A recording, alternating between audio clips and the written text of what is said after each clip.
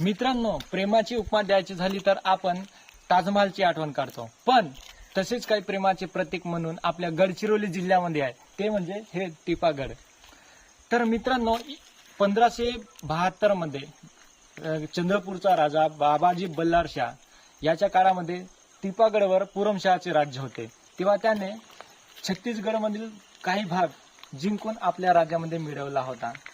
तर एकदा राजा पुरमशहा युद्धावर गेले असता त्याच्या पायातील एक जुता त्या युद्धातच पडला। तर तेथील एका दुश्मनाने तो पायातील जुता उचलून आपल्या राजाच्या राणीकडे आणून दिला आणि या युद्धात राजा मारला गेला अशी अफवा पसरवली। तर अफवा पूर्ण वाऱ्यासकट म्हणजे वणव्यासकट पसरली पूर्ण राज्यामध्ये।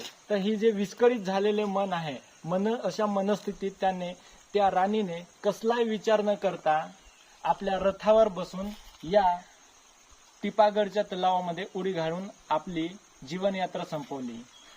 तेव्हा जेव्हा पुरमशहा युद्ध जिंकून आला आपल्या महालामध्ये, तेव्हा आपल्या खोट्या मृत्यूच्या बातमीमुळे आपली राणी मरण पावली ही बाब समजताच त्याने सुद्धा आपल्या राणीशिवाय आपण जीवन जगायचे नाही हा विचार करून त्याने सुद्धा या तलावात उडी मारून त्याने पण आपलं जीवन संपवले।